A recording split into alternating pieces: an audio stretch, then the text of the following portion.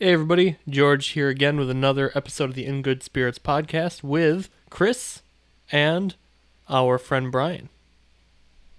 How's it going tonight, everybody? Yeah, we're here on a beautiful, beautiful Rochester summer evening, and we're here to taste Japanese whiskey again, which I'm very much looking forward to.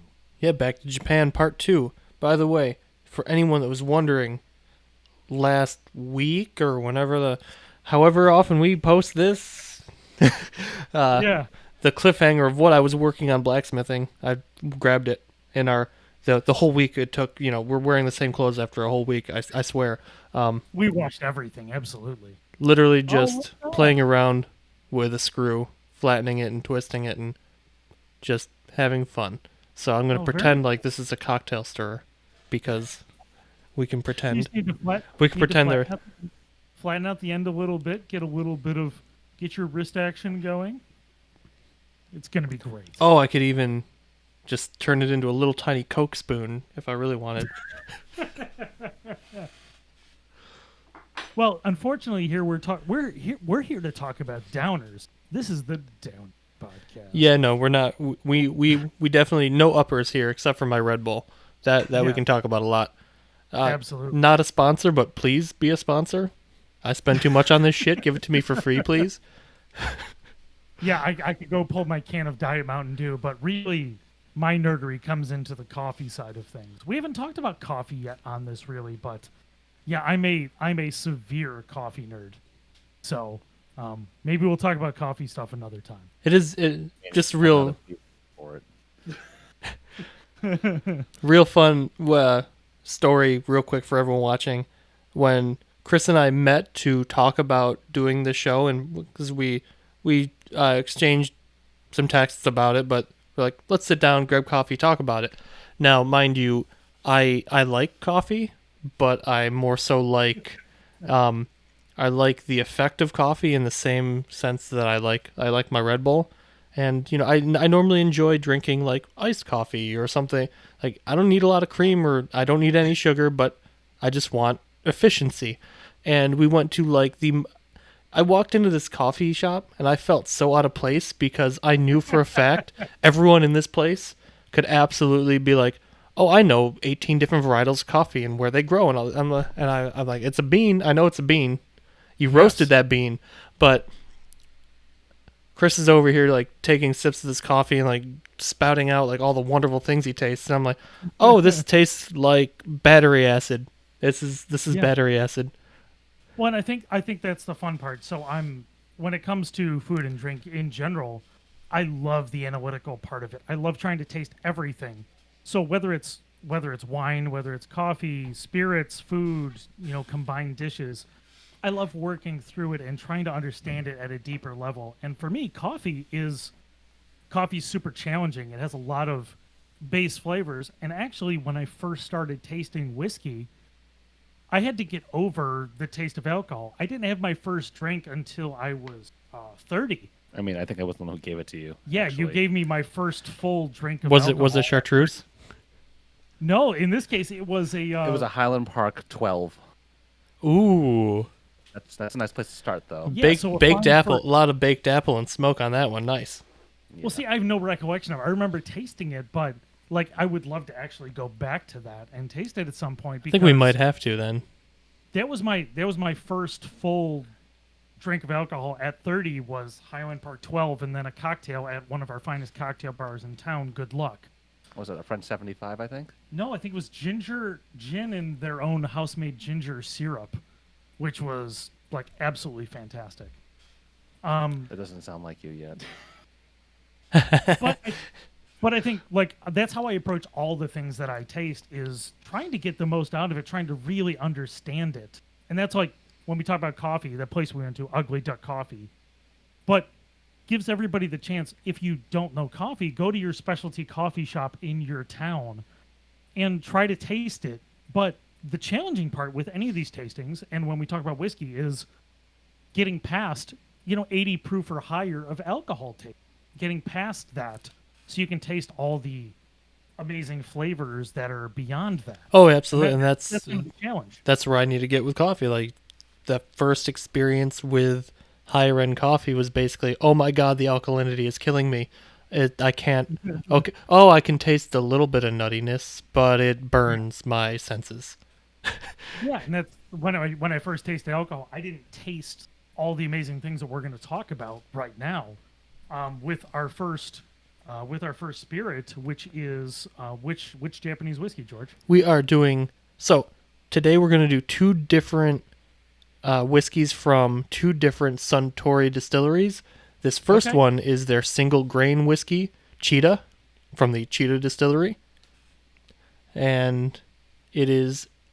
I've only ever seen it as a bottling of its own thing in the duty free at the Shannon Airport, and I immediately bought it. I've never seen it stateside. I've never seen it anywhere else. Wow. And it's a component in their blends like the Hibiki and the Toki. It's their grain component in their blends. So Okay. I immediately bought it with no idea of how it was going to be or anything. Just I need to own this bottle. Yeah, that's super exciting. So, just as a quick recap, obviously oh, wow, that's beautiful. So when you hear Suntory, the company now is Beam Suntory. So Jim Beam and Suntory are a combined company. But Suntory has a lot of different products from many different distilleries in Japan. Oh, Suntory So that's has. kind of our It's one of the biggest beverage companies in the world now. I don't remember how big the check was to purchase because it wasn't a merger so much as it was an acquisition. They presented billions upon billions of dollars to Beam Global Brands, and allegedly by allegedly I mean it was reported that their board meeting was 15 minutes, and I'm going to assume that it was 30 seconds of we're all signing this shit, right? And then 14 and a half minutes of dancing on the table in the boardroom because it was an obscene amount of money, and of course they were going to take that. Oh yeah. Now, obviously, when we're nosing this is beautiful on the nose. Now, I'm getting alcohol on the first part of it, but I'm getting some bright sweetness. Now, when I'm saying getting my alcohol in the nose, this isn't like rubbing alcohol where it's burning my nose. It's that rounded, bright alcohol note with some sweetness behind it as well. It's not stinging the nostrils. It's definitely like it's sweet and bright, but not custardy, bad. like very like I light, delicate vanilla custardy on the nose, without a doubt. It's relatively simple in my mind. Yeah. Like there's not a ton going on with it. What are you thinking there, Brian? One moment, please. Definitely a lot of vanilla. Sweet. Definitely not as much burn as an American one. Yeah. Well, I think that's true because I'm getting a little bit of like the vanilla. I'm getting some sort of other rounded sweetness on the nose. But yeah, I think it's relatively straightforward, but bright in a very pleasant way. It's not offensive at all. All right. I'm going for it. Pretty much, in my opinion, the same thing on the palate as the nose. Again, it's kind of, I don't want to say one-dimensional, but it's very fine-tuned to what they want it to be, and it's definitely that custardy, vanilla, soft, delicate, almost floral without being descriptively floral. Yeah. A little flat, almost. I would definitely agree that it's a little flat. I think that's completely fair. Now, when we say flat, we're not getting a ton of other aspects. So that mid palate is vanilla-y, is that custardy. Now, what I'm getting on the back though, so I'm going to take another sip just to refresh. Like I think One Trick Pony might actually be an apt way of describing this whiskey.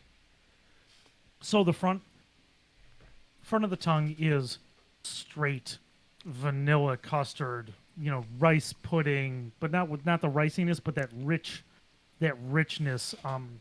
Not quite banana pudding, but a little bit of that whole thing going on, very rich on the front palate. My first taste was almost harsh alcohol on the back of the tongue, the back of the palate. I was getting some burn. On the second taste, I'm not getting it quite as much. So I'm actually going to read real fast the tasting notes from the back of the box because I'm interested. they say the nose is creme brulee, cardamom, acacia honey, and blossoming rose.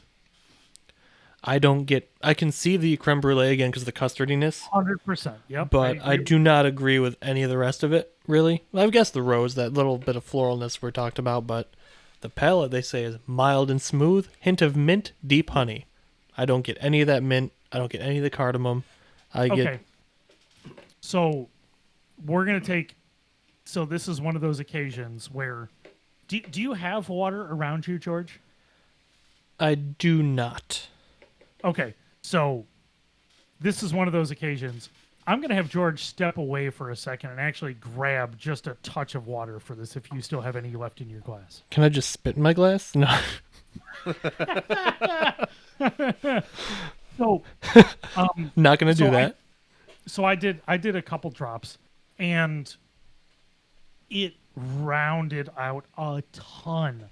So I thought it was a little bit flat and almost a little sharp and a little bit harsh on the alcohol. With just a touch of water. Again, this is one where it is it's light, but I think could do with a little bit of just a touch of water and maybe a small ice cube or something like that. Yeah, I would agree. I'm not going to go get water simply because, believe it, it's not just an excuse not to put water in my whiskey, but we have relatively hard water, and the minerality of the water will literally be awful in a whiskey. So I'm not going to bother doing that. No, completely fair. But I think every harshness that was there with 2 drops of water completely went away, and it kind of left it with, it's almost even more creme brulee vanilla. That's what I'm tasting it. I don't know about you, Brian. Still a lot of vanilla. Yeah, for sure. Vanilla's really popping right now, especially after the couple drops of water. So even though it's rounded out, it's still that one trick flat pony where it's, So I've got to ask if you guys get this too. It's definitely not as prominent as when I first bought the bottle.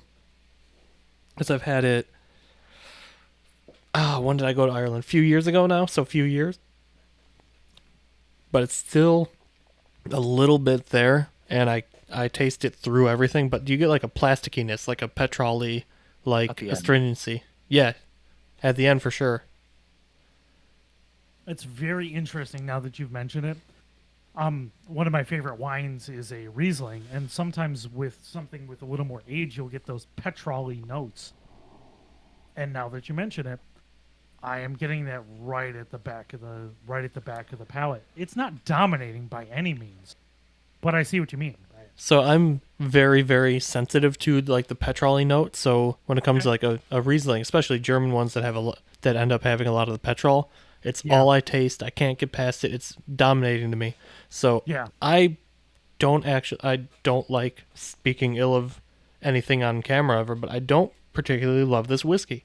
Because largely in part because of that, it's good, but that I can't get past that petrol note at all, and anything it's ever in though. So that's not necessarily to say it's a flaw or wrong. I can't personally get past it. Well, I think that's part of the personal preference of drinking anything though. Is you have to enjoy what it's offering. It doesn't mean it's bad, but sometimes things hit your palate a little bit differently. Right. It's like this is not as interesting to me. Yeah. As other whiskeys could be. No, and I think that's completely fair. And I think I'm probably enjoying it the most out of the 3 of us. I like the vanilla-iness, but not in a like over the top bourbony kind of way. In a light, dancing over your palate kind of way. I'm not getting a ton else, but do I enjoy it? Yes. Is this something I'm going to sit and luxuriate in? Absolutely not. I'd actually almost consider this as a very interesting cocktail mixer if you did it the right way. I can see that, especially since, again, this is a component from a blend. It's meant to be, in my opinion, a part of a greater whole. It's one of those things where the sum is greater than its parts, in my opinion, when it comes to this whiskey. because instead of bringing, well, you know what? I won't get too much more into it because we're gonna have another whiskey from Suntory, but a single malt from Okay. Suntory from the Hakushu distillery, and that is another one of the component whiskeys in their blends, like the Toki and the Hibiki. Definitely at the end, there's still that plasticky. Yeah. It lingers for a little while too. Yeah, I can't It's not- shake it. I can't. It sticks. It's kind of like the metallic flavor I get from diet soda. It just does not go Okay. away. Yeah, you know what? I'm not as affected by that kind of stuff, I think.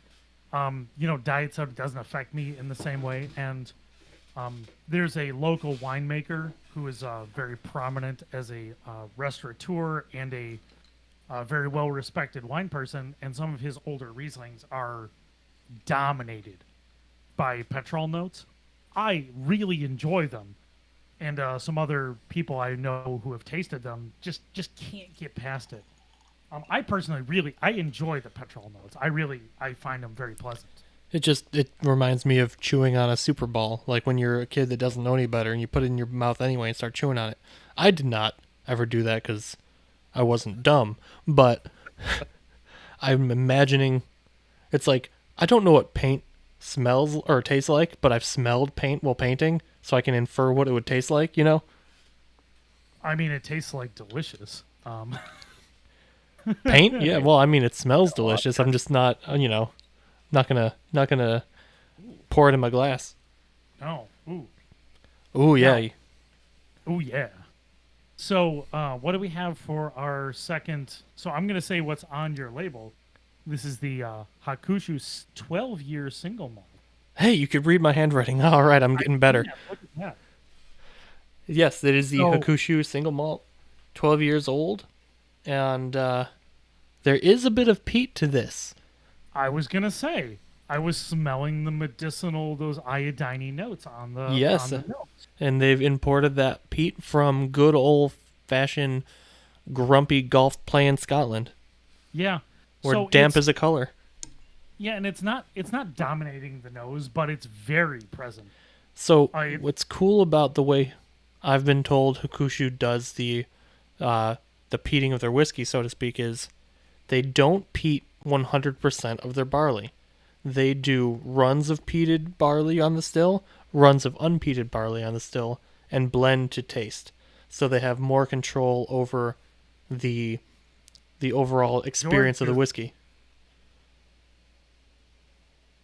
Okay. So on the podcast feed, George had died for a second there.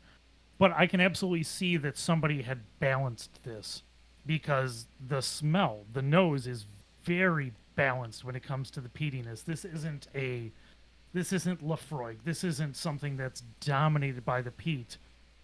It's there, but it doesn't annihilate your nose. Right, and I'm going to quickly, because I don't know exactly what came through and not through, the joys of recording remotely in the wonderful COVID world.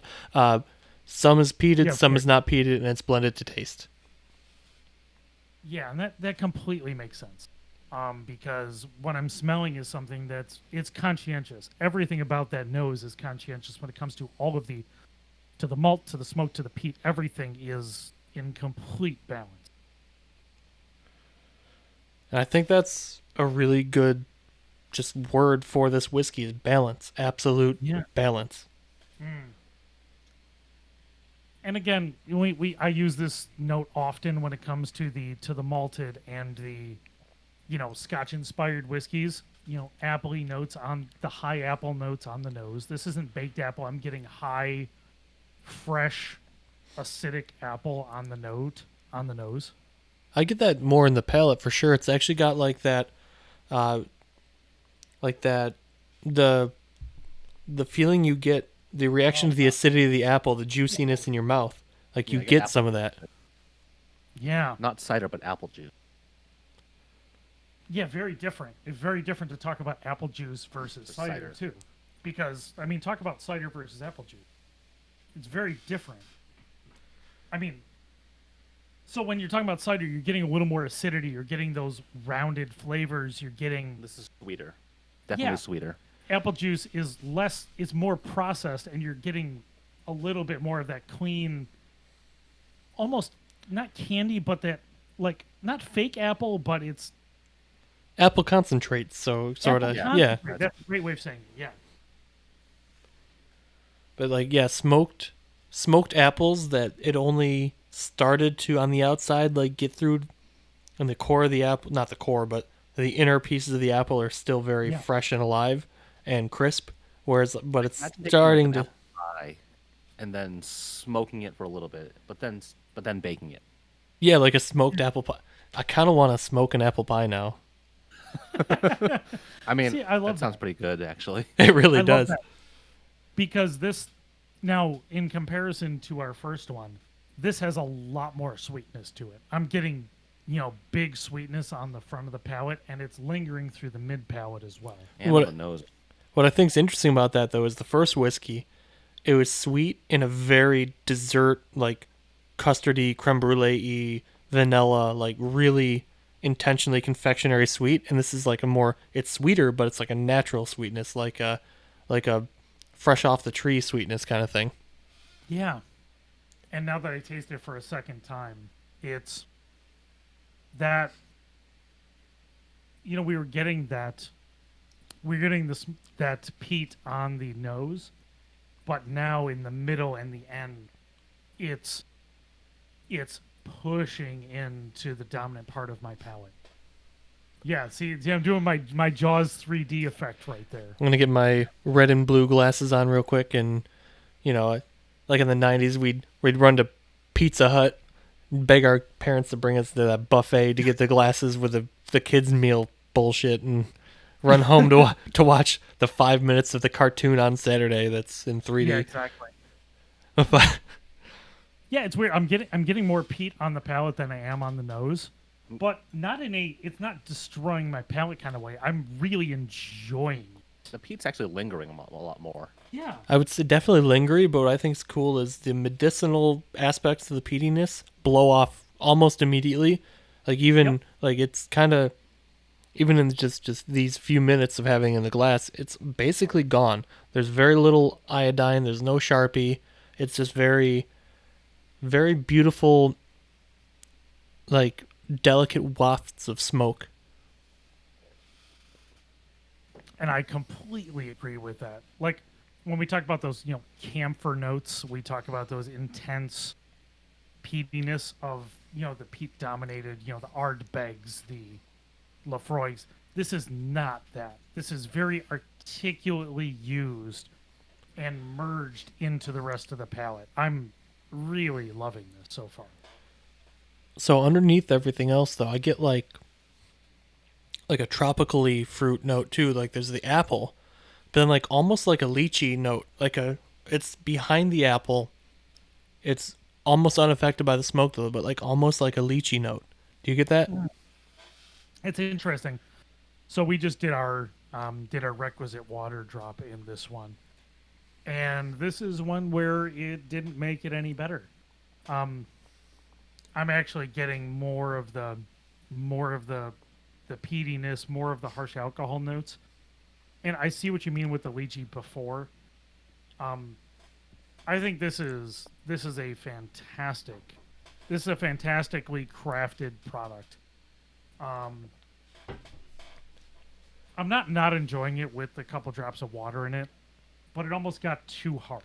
It doesn't need the water at all. No. No. The last one I think benefited from it. This one, I think it was better without. I think that's a straight sipper.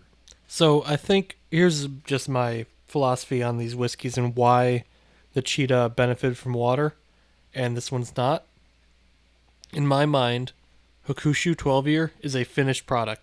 The proof it's at, how it tastes, the length of time in barrel, the types of barrel, everything comes together where it is. I think the best way I've ever heard Japanese whiskey described was by a distiller saying it's precise. This whiskey here, it is precise. It has been honed to exactly what is in that bottle, very intentionally. The Chita feels like it's incomplete. It belongs blended with this and another whiskey to become something more palatable.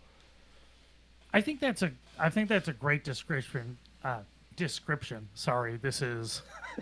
We had 3 cocktails around dinner and after dinner, and And we this is our second recording. and a week ago we had another recording.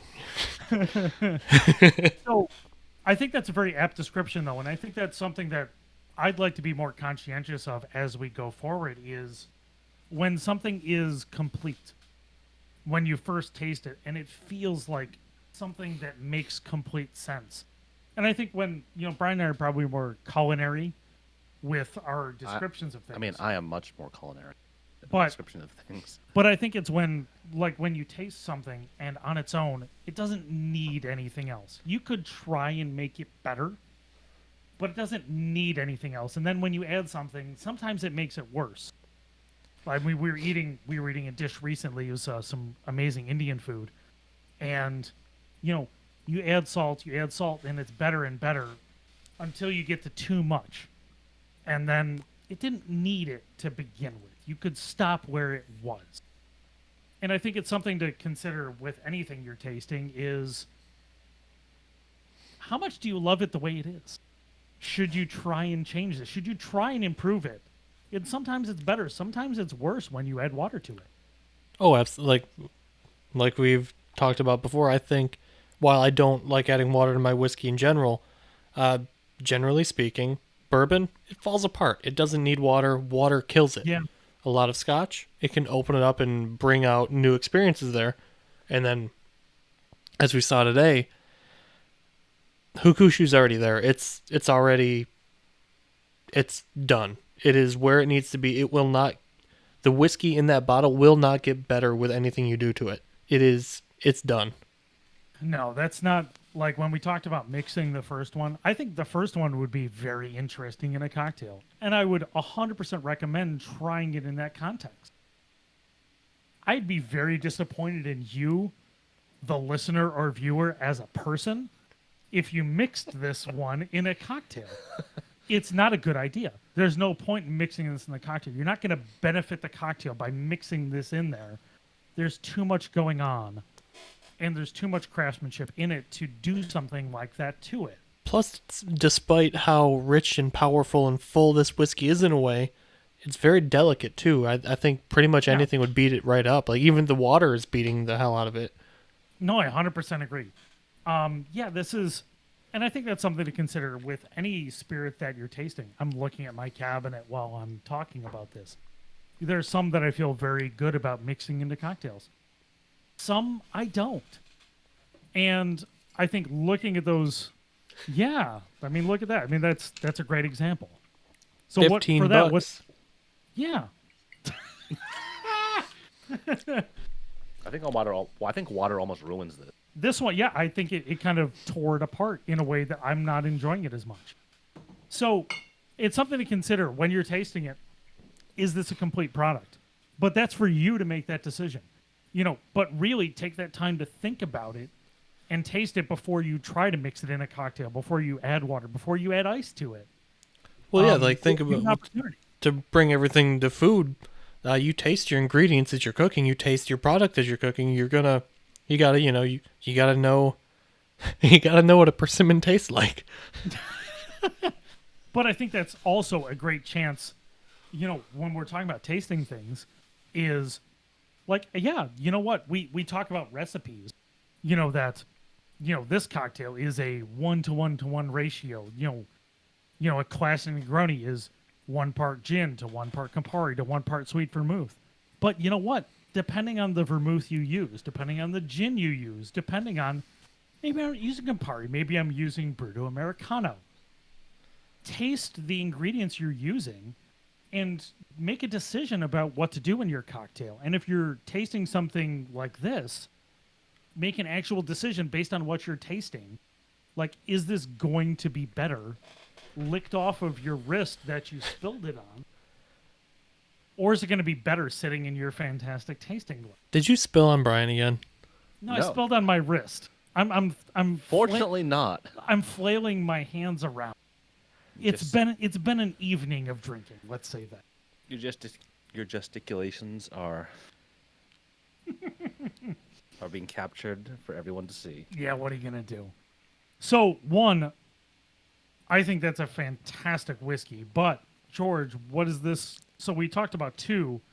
We talked about the one we just tasted, which is the Hakushu 12-year single malt, and we talked about what was the first one again? Cheetah, The Chita. single grain.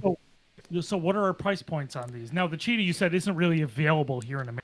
Not really available, and I, if I could remember what I paid for it, it would have been in euros anyway, and I don't know the conversion rate at that time or what it is right now.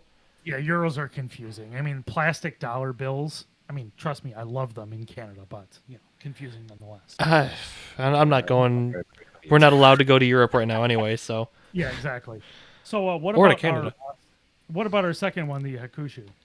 This is going to be a terrible answer to give, but I couldn't tell you right now because the problem with Japanese whiskey is there's not enough, and the price keeps going up and up and up, and Hakushu has actually been discontinued temporarily in the 12-year, so I don't know if you can find it. I don't know what it's going to go for. Last I bought it, I think it was in the 80s, but I would be shocked if it wasn't in the hundreds at this point, if you can find it.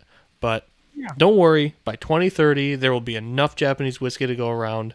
Just if we can get through 2020, we might be able to drink Japanese whiskey again with an age statement. So I think this is an example of something that at that price point, I'm not sure I'm going to hunt it out. Now, did I enjoy this with and without the water? 100%. I really enjoyed this. Probably not something I'm hunting out at the $80 to $100 price point, to be honest. But am I enjoying it? Are we enjoying it? I mean, 100%. I think this is a delightful whiskey. I mean, what? Yeah, what's your thoughts, Brian? You're coming from a different standpoint than me. Usually, I like having whiskeys evolve with and without water. And then maybe with temperature changes. Mm-hmm. This one was surprised. I mean, I haven't had that many where it actually gets worse with water. Yeah, we've talked about this a few times because George hasn't been and I have been. He's kind of against it. I'm generally for it, but we're kind of treating it as a bit of an experiment I'm treating it as an experiment to taste it before and after.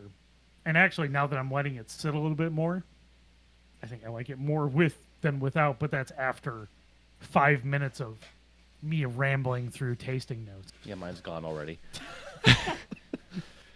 So what do you got there?